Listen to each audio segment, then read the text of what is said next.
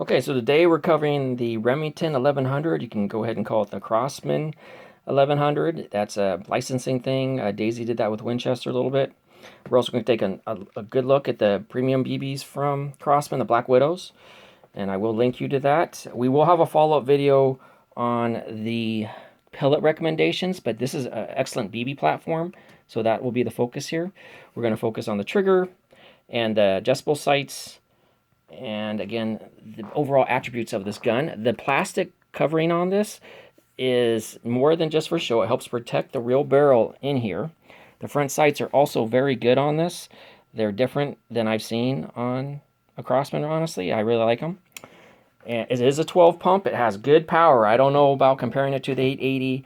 My Bushmaster doesn't have any power advantage over this. It just is a finer gun and more accurate. But this is a great BB gun, first of all. It's a BB Lord. And we're going to go ahead and go over all the points. I brought a lot of light to deal with all this black on black. And this is a really good product that I like more than I thought I would. So let's go ahead and start breaking it down as far as this being a very good gun. And we'll start with the BBs.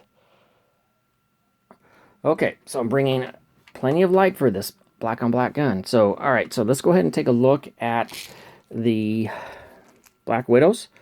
Okay, so those are premium BBs, and I consider those equal to Black Diamonds.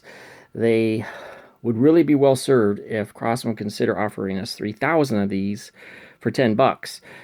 Granted, their profit may drop, but the thing is, I wouldn't buy any other BBs for a pump gun at least. All right, these are great, like the Black Diamonds for a pump gun. And so here's what's neat. Okay, so you have 1,000 BBs, and this holds 1,000 Black Widows, and that's the only BB I would use out of this. They shoot really well. I tried them in my 1910 with really good effect. They're accurate, and they're definitely a premium BB, so about $5, depending if you get them off the store shelf for 1,000. And with the accuracy, it's really good for BBs. It holds a pretty easy inch and a half, 13, 15 yards, and so that just goes in there. Okay, and as far as the magazine, let's cover the magazine on this. Also, we will talk about the differences between this and the 760, which are pretty noticeable to me. But okay, so when we look at this, what you'll see is you have the toggle switch right there. All right, and that's designed, it's different than Daisy, so I can have 1,000 Black Widows on board, and that sounds really cool, by the way. I think Crosman did a good job with the marketing on that, but they should be marketing it with this gun. So 1,000 Black Widows can sit in here, and you just toggle that up to keep them out so you can shoot pellets, okay? And then when you're ready to shoot pellets, or that is you're ready to shoot BBs, you pull that down. Now, unfortunately, this unit has a small flaw, and I'm not freaking out. I wish everybody else would do this. And I love it even more as a pellet gun. It's a great BB gun. 1,000 onboard BBs, 1,000 onboard Black Widows. And what happened is the gateway here and that bridge you see right here, both holes on each side are tight. So 2 holes there, and the gateway is tight. So the trick I learned is to use the toggle switch as a loader. So I turn it upside down like that and just load it quickly, and it loads it up. But I use it as like a loading rod, like your loading rod. Okay, and so then what happens, about 4 BBs get jammed up in here, and so then I take a toothpick, no big deal, and just move them forward. And then I repeat that process, move them forward till I get 18 in there. And then I have 12 shots I fire, and then repeat that process again. Again, only using a toothpick so that I don't damage anything. Now, I want to make it clear, I think that's just this unit. I'm sure the actual design is fine. But I'm so happy with the gun, it's no big deal to me. I actually prize it more as a pellet gun. But as a BB gun, it's great, and that's not a big deal to have to go through those small steps if you happen to hit that issue on this model. So no big deal. Okay, so let's take a look at the sights. Now, the sights on this are interesting. I'm going to potentially zoom in here. Let's see if we can zoom in and if it holds its focus. There we go. Okay, so the sights on this are good, but they're primitive like the Daisy sights, so I'll be fair. The Daisy sights have a piece of metal that goes back and forth right here. This is how this works, and this is better than the Pump Master because it does have you can adjust it for windage. but it's a little primitive. So what happens is you loosen that screw, you loosen that screw. You don't take either one out. This holds it on. This one allows you the windage. Okay, so left to right. And then the way it works with this is the whole thing moves side to side. The whole thing. Okay, so here's what I'm going to say, is that when I got mine was favoring the left side pretty noticeably.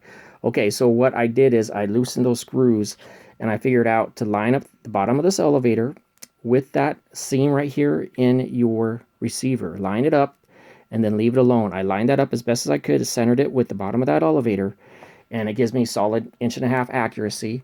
It slightly favors the right, but what we're looking for on sites like these, this or Daisy, is making sure it's just slight. It's going to favor left or right when you have sites like that. Okay, there's no clicking. Okay, so it's good. It's solid 1.5 inch, up to 15 yards, and we'll talk about that more in the pellet video to follow this.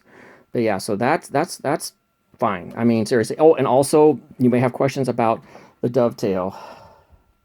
Okay, now they didn't okay, how do we say it? They didn't include that with this gun, and I don't mind that because I think it's fine. You should know how to use hard sights, and they're fine. They are adjustable, crude like Daisy. Okay, they both have that in common, but they are adjustable. The front sight is very, very cool on this. It's different than I've seen before, and I don't think I need to really zoom in on that other than it is pretty sharp, and it's just a good looking gun. Also, some improvements on the pump. The pump on my M4 unfortunately had some breakage up front. It's not a big deal. It still works. But they did some improvements on the pump. Let's see if we can get in there with all the light I'm bringing into this. Okay, there we go. Okay, so if you see, there is a metal ramp right there. Okay, I'm going to use this toothpick to get effect here. There's a metal ramp, and that helps shield the plastic up front. I had a problem with my M4 with that, so that's a huge improvement there. So they made improvements on the pump. Again, it is a 12 pump, and it is powerful. Crossmen must consider this thing a youth rifle because it doesn't have rifling and it doesn't shoot 1,000 feet per second. Remember, these are the makers of the nitro piston. So anyway, it is a great gun. It looks good. Again, the looks of the gun actually serve a functional purpose. Not quite as effective as the Bushmaster, but it does protect the real barrel inside and look great. And it's, to me, better than the 760 Pump Master.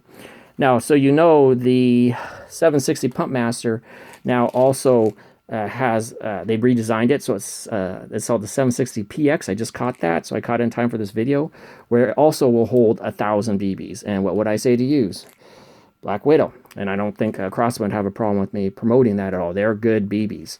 Okay, so but for this video, I'm just going to say I'm perfectly happy with this product, and I would still consider this better than the Pump Master. It's a 12 pump. It's got plenty of power, and it's got adjustable sights, so that gives it a special advantage. And they did away with the pellet magazine on this, and that's okay. So let's go over the last thing, which is going to be the trigger. The trigger is not as fine as the Bushmaster. We'll keep it in Crossman talk. Okay, so let's go over that so you will be pleased with your trigger. Let's see if I can zoom on that, and if you can pick up the sounds.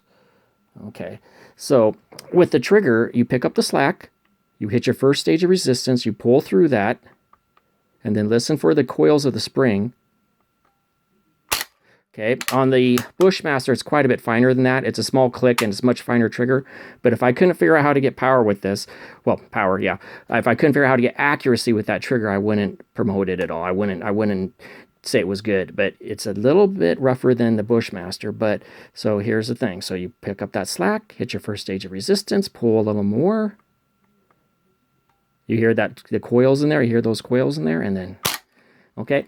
So it is a good gun, and I give this high marks. I'm having so many flashbacks to my old American classic smoothbore. I am really excited about this. I'm having a blast with this gun, and it's just very attractive. So anyway, the next video will be on the pellet recommendations and how surprisingly good of a pellet gun this thing is with power.